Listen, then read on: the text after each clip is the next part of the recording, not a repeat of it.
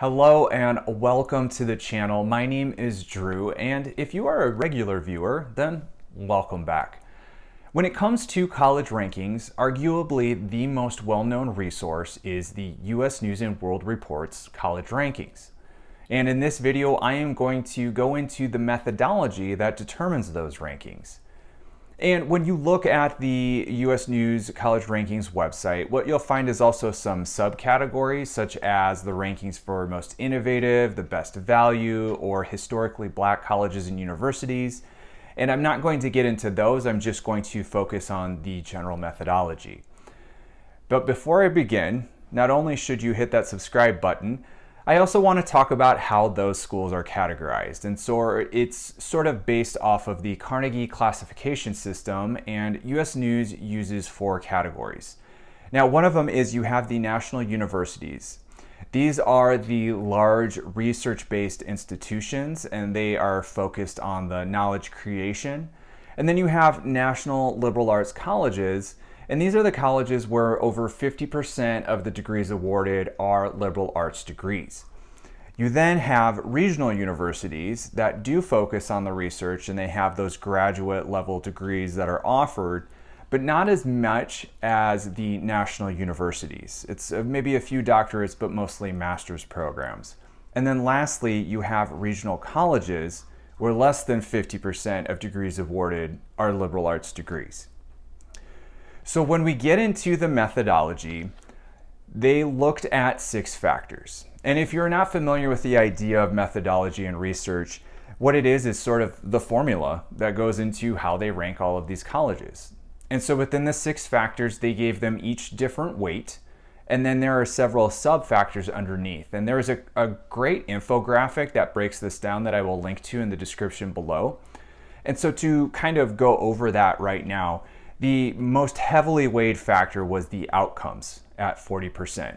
And so what this looks at is mostly your 6-year graduation rate and your first-year retention rate, among other things such as the amount of debt or loans that are taken on by the students and the social mobility of those students as well. And then next, with 20%, you have the faculty resources. This focuses on class size, student to faculty ratio, the number of full-time faculty, the average salaries of faculty, and then also at 20% you have expert opinion. And this is essentially the prestige and reputation ranking, and it's essentially deans of admissions and presidents and provosts evaluating one another on the quality of education that they are providing to their students. Next, you have financial resources at 10%, and this is essentially the spending per student. So this is the amount of money that's going into the food services or the residence hall or student services. A lot of those things that encompass the experience outside of the classroom and those supports. Then you have student excellence at 7%. And this is the amount of students and the average ACT and SAT scores entering those schools, and also sort of the average high school standing and those performances of those students in high school. And then lastly, at 3% is alumni giving. Now, this is not the average amount of money that alumni give, but it's a percentage of alumni that are giving back. And this is representative. It's defined as being representative of general satisfaction when they were students in college. So I have some takeaways when I look at all of these, and I think overall, it is what it is when we're looking objectively at how this goes into ranking colleges. But when I look at it through the eyes of a higher education professional or a prospective student, knowing what I know and what do prospective students and families need to know, there are some things I would change. I would change a lot of the weight given to a lot of these factors, but there are some of these sub-factors that I want you to pay attention to.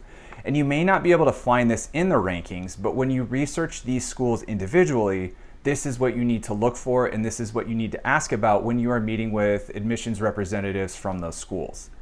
So I think with outcomes, the graduation rate is important.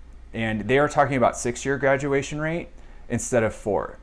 And the 6-year rate is going to be higher than the 4-year graduation rate, but it's a good thing because it's going to capture your part-time students. because not everyone is able to go full time these days. So it's encapsulating a larger populations of students and showing the greater graduation rate. First year retention rate is also important.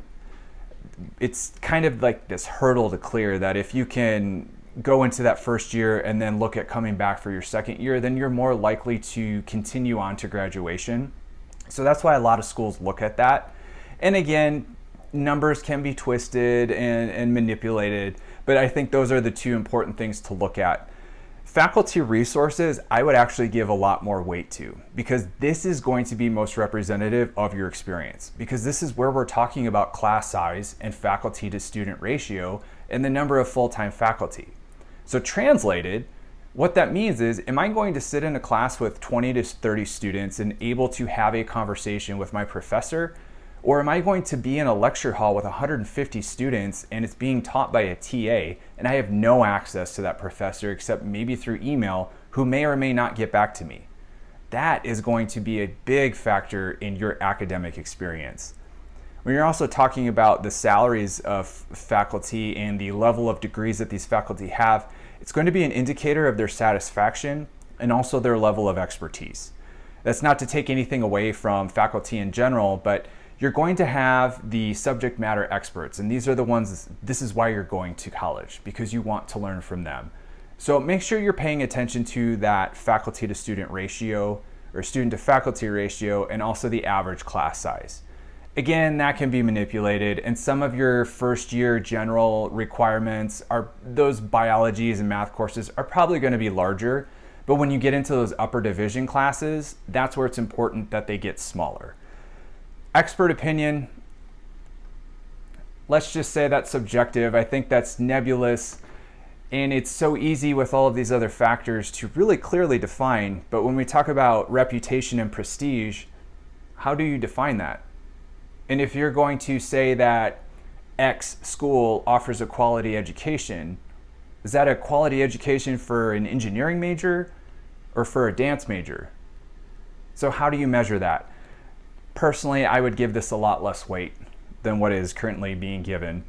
Financial resources are also important. I don't know if I would give it more weight, because I think that would give more favor to the wealthier schools who are able to provide more money to those students. And largely with public education, there is a disinvestment. So I would leave financial resources where it is, but it's also important to pay attention to the infrastructure. You know, are buildings old? Are they falling apart? Are the residence halls not the greatest living conditions? Those are some indicators of what your experience is going to look like. So make sure you keep that in the back of your mind, because that will influence your performance as a student. With student excellence, we're talking about standardized test scores, and coming out of COVID, a lot of schools are moving to test optional, and there's research showing that students are faring no better or no less than if they had submitted those test scores, and it's really inconclusive at this point. But what we do know is that there really is not necessarily a significant difference. And so I'm not so sure if that's really the future of higher education. And class standing, I don't think that's important. For example, if you talk about a student who is at the top of their class in high school and they have a high SAT score, you would have this preconceived notion that they are college material. So they will go off to college, and if they're college material, then technically they should know how to succeed in college. They should know how to be a college student, how to adapt, how to develop study habits, and they don't really need that much support, and you know that they will go on to graduate. Now, this is just a general assumption, that's not everyone, but this is sort of that stereotype when you're talking about these highly qualified students. And I don't think that's representative of college students as a whole. And it's not bad that it's 7%, maybe I would go a little lower, but I think it's fine that it's less than 10. The alumni giving, I think that's trivial. I think it's great that it is supposed to be an indicator of student satisfaction. But again, if I'm a prospective student, what does that mean to me? That you had fun going to football games, or you enjoyed studying in the library because that's where you met your core group of friends that you still have today. So I think it's so broad, it's so vague, it's really hard to talk about what that means to me.